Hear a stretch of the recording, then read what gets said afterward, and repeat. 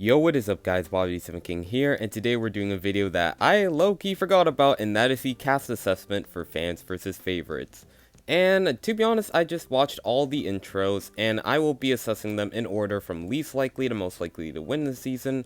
To be honest, there aren't really any placements, there's just different tiers of the list, so yeah, we're just going to run by the 4 people who I think have the least amount of chances, and then we'll just keep moving up. So the person who I think has the least amount of chance to win the season is Manu, who straight up just kind of reminds me of Keanu from Big Brother 27, someone who seems like a nice guy and would know what to do in the game, but the issue is that 1, he's too trusting, and 2, he seems like the type of player to have terrible reads on the cast, to where I just genuinely feel like Manu, despite being like this physical presence, I think he's doomed to be at least an early merge boot at best, but probably around the mid pre-merge. The next person with a 0% chance of winning the season in my eyes is Bruno. I do understand the fact that Bruno is Disventure Camp's #1 fan, and obviously he knows a lot about the favorites team. It's just 1, I think he's just a bit too overconfident in his gameplay abilities.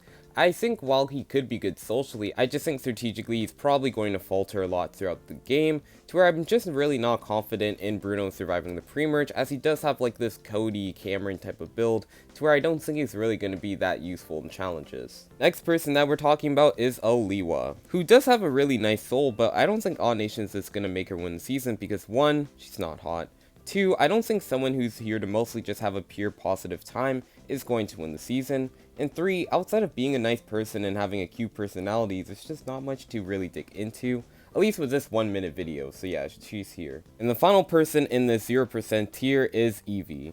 And while she is hilarious, she just doesn't stand a chance, but she does remind me of Violet from Next Generation, to where she'll probably just be here for a good time and not a long time. She's lovely and I love her voice, and I really do love her bubbly personality, and I just really think she's funny again. I don't think she has much chance at surviving the pre-merge, and even if she does get to the merge, I have a very tough time believing that she could actually be in a spot where she could win the final challenge. We're moving up a tier to 2 people who, while I don't think they stand the best chance at the world of winning the season, I do think they have a good chance of at least making it to the merge and probably having a story arc during the season. And in dead last between the 2, it is Finn. And he is someone who does claim to want to be this big villain player, kind of like Jimmy from Big Brother 27. He does seem savvy, and I do think his dynamic and Tom that we saw in the trailer will probably play a factor in his behavior during the season. However, he just doesn't stand a chance at winning in my opinion, but I do see him as a really early merge boot, as his villain who gets taken out at the first opportunity.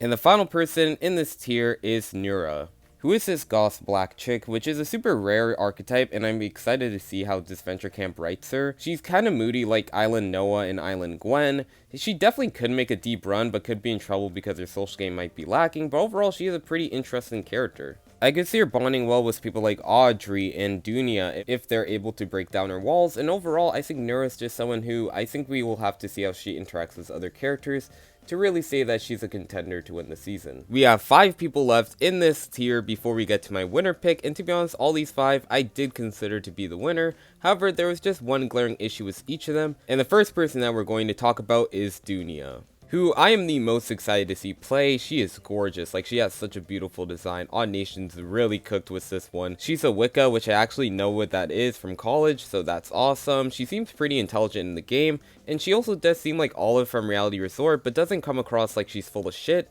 and I honestly think Dunia is someone who can do very well at the game. The only way I see her going early is if she like blows a challenge badly at the very start of the game, but overall I think Dunia is someone who can integrate in any spot. The reason why she isn't my winner pick is mostly just because I feel stronger about the person that I did consider to be my winner pick, and also because it's Jared that we're talking about. I don't think Jared is going to make Dunia win the season. At number 5, we have the person who I was initially the most excited to see play, and actually was my preseason winner pick when the first photos were released. However, beyond watching some of the videos for the cast, she just kind of went downer and downer on my list. I still do really like her and I'm excited to see her.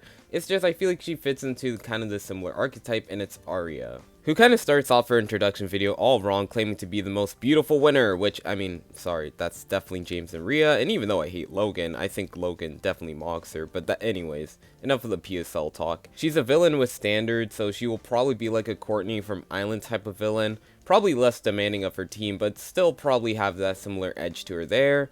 And overall, she just seems like a more socially aware Amelie preseason, someone who will play the villain role, but probably will do a better job at managing that threat level. At number 4, we have someone who I really love their introduction video. They just have such a really fun vibe to them, and it's Ren, who is a gender fluid jester. He comes off as Benji, but probably not as socially inept as Benji was. He seems aware about what to do in the game and how to maintain his threat level, and if he can survive the pre-merge, he honestly could be a finalist just because of how smooth he comes off socially. I really have high hopes for Ren overall as a character and also as a player, so yeah, he's here at number 4. The only reason why he isn't my winner pick is mainly just because I feel like he could be a pre-merge boot. At number 3, we have the oldest man on the cast left to talk about, and it's Esternio. My one worry for Esternio, which isn't really a big worry, but it did stop him from being my winner pick, is that I feel like he could come across as a Ted player, a player that people could tell is very conniving, but I feel like he's going to be perceived more like a Richard just because of how personable he actually is. He kind of reminds me of a male Miriam from Disventure Camp Season 1. I do think if Esternio can lock in socially and also show that he's strong physically, I do think Esternio is in for a very deep run, because if he survives the pre-merge, kind of like Fiore on the favorites team, I think he's very smooth sailing from there on out, and I think Esternio is a very savvy enough player to make it to the end and probably win the season.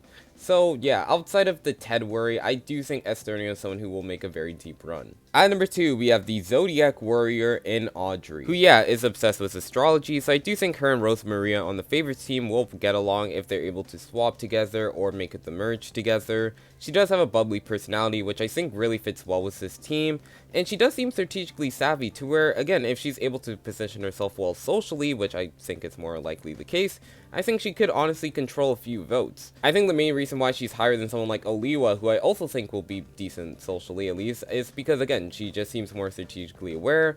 My main issue is that I feel like she could run her way out of a runway to where she doesn't have any more moves to make, and I think once people realize the power she holds, I think she could be easily taken out, as she doesn't seem like the biggest challenge threat in the world.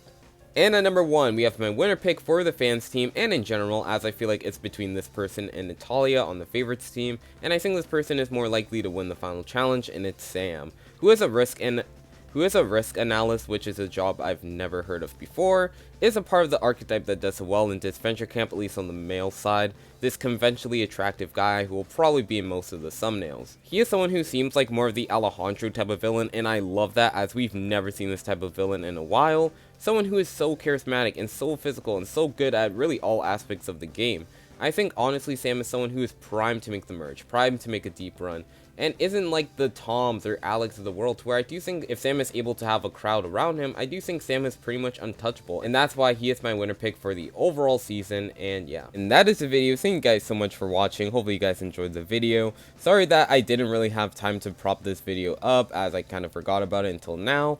But yeah, stay tuned for more videos in the future. I will be covering this season from episode 1 to the very end, so stay tuned for all that. I love you guys so much, and yeah, peace out. Join the Discord if you can.